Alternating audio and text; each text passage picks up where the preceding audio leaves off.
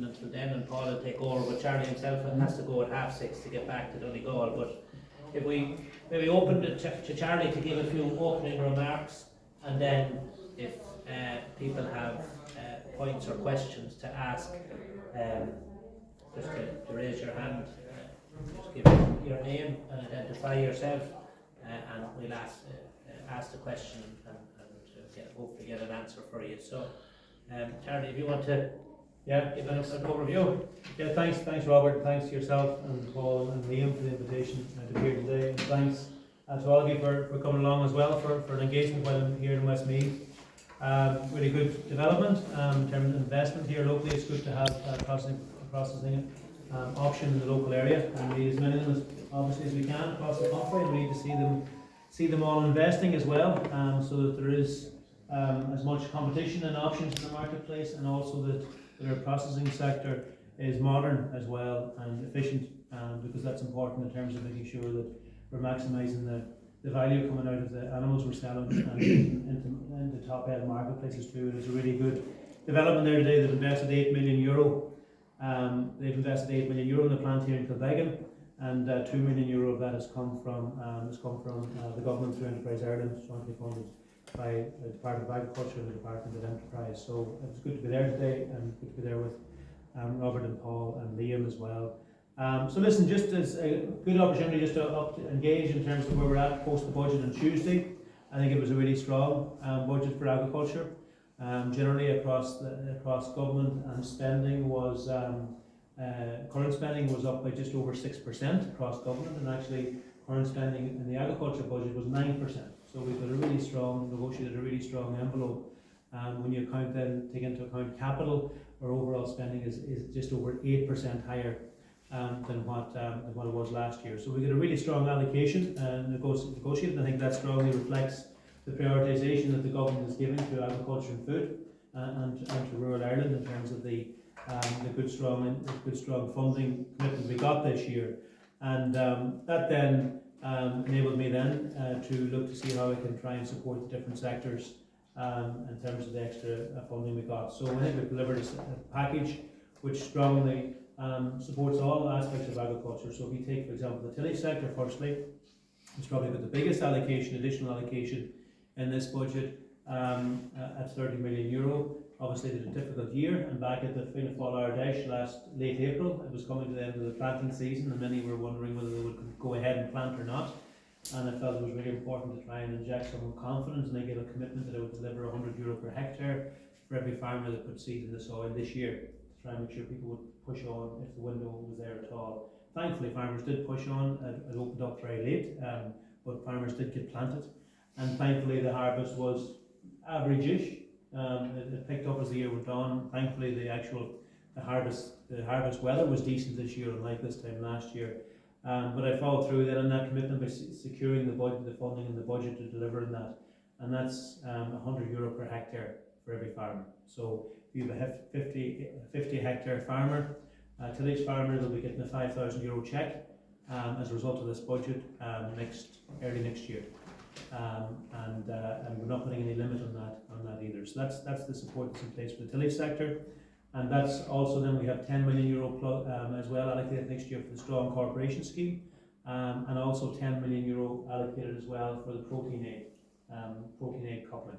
If you go back to whenever this government would have started and come into office, the annual allocation to the tillage sector outside of TAMS, which is still there, but the annual allocation in terms of dedicated payments was €3 million per year, and that was to protein aid only, €3 million per year. This year the protein aid is €10 million. The Strong Corporation is a scheme I introduced three years ago for the first time. It has another 10, and then the €30 million to deliver the €100 per hectare is another 30. So this year it'll be €50 million commitment for the tillage sector, up from what would have been €3 million just as recently as three, four years ago. Then looking at the beef sector, we've delivered €25 per suckler calf extra, and €20 extra per dairy beef calf. So that €25 extra for the suckler calf means that the suckler welfare, the beef welfare scheme, which is targeted towards the suckler calves, will be increasing from 50 to 75. bringing the overall payment now per suckler cow and calf to €225 overall. And then for the dairy beef scheme, which again is a scheme I introduced for the first time as Minister back about 3 years ago, we're doubling that from €20 per calf to €40 per calf. I'm neutral so far in terms of whether we allocate that €40 to the rearer, or if some of it will go to the breeder, or I'm open and engage and consult with the farming representatives as to how we can best make avail of that. But coming out of the budget, the money that's available is going to be €40 a calf. And then for the sheep sector, there's an extra €5 per ewe for the sheep sector. So that's going to bring now the total payment per ewe to €25. Last year I was able to bring it from 12 to 20. This year I'm now bringing it to 25. And if we go back 3 years ago, it was at €10. So it's a really significant support and effort behind the sheep sector as well. And then looking then more broadly, there's significant investment there for TAMS, for on-farm investment, backing, for example, the nitrates plan, which we published in August, bringing together all of the work we've done so far, as well as new measures we're going to introduce, such as the 60% nutrient storage grant for all farmers for nutrient storage. Regardless of your age, previously it was only if you were a young farmer, because we want to support farmers to increase their nutrient storage capacity, and also then backing the water quality EIP, for example, which is getting up and running in a strong way, and also the other investments within TAMS as well. In relation to organics, we're allocating extra funding to organics to be able to see that reopened. It's a sector we've seen significant progress on. There's been a tripling of the area under organics since this government took office, because we've got very much significant funding behind it, going from 1.5% of all farmed area, of all farmland, to 5% of all farmland now. And I think a real step change as well in relation to farmer interest and farmer attitude to farming organically. I think that's covering most of the places. I know probably we've also continuing, for example, in relation to the clover and multi-species sward scheme, as well as the soil sampling schemes. They'll be operating again as well this year. And we've also significantly put additional funding as well into acres, for example, because we accepted everyone into acres, and that required an extra funding allocation. So that's going up to 260 million this year, from what would have been 200 last year, to be able to follow through in relation to that. I think overall it's a strong vote of confidence in terms of from the government point of view with regard to looking to back the farming community and have it underpinning the rural community. Obviously, the other key part which we don't have control over is how prices might work over the course of the year ahead and how strong they will be, but certainly from the part that's within our control, we want to strongly underpin the sector through the schemes that are there, and obviously through as well from the market point of view, continuing to resource the new office we set up, the agri-food regulator as well, to make sure that they have the capacity to bring transparency in the supply chain, so that we can see what's happening from the point where it leaves a farmer's farm to going through the factory to landing in a market shelves internationally, and the prices are available there, to try and make sure that by bringing that, shedding that light in the supply chain, we're putting as much pressure on as possible to make sure farmers are getting fair play. The other commitment then we give on the tax side, working with Minister Jack Chambers, was a couple of changes. We've renewed, first of all of the stock reliefs, which were particularly important. There's also an increase in inheritance tax, which is important as well in terms of farmers who are transferring land.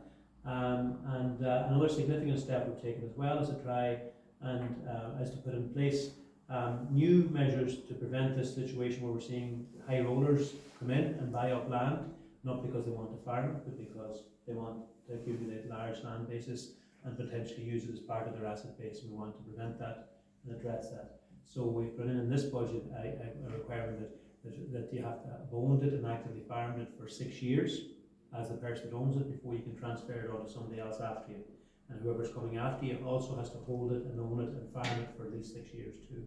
So there's a 12-year space there now where there's restrictions and requirements on that you have to active farmer has to be owning it and seeing it farmed before in order to avail of agricultural tax relief. And that's something we'll continue to monitor very closely, and if we need to do more on that, we will, but it's a big significant step, putting that 6-year requirement in there now in terms of anybody that owns it, having to have owned it and farmed it for 6 years before they can avail of agricultural reliefs.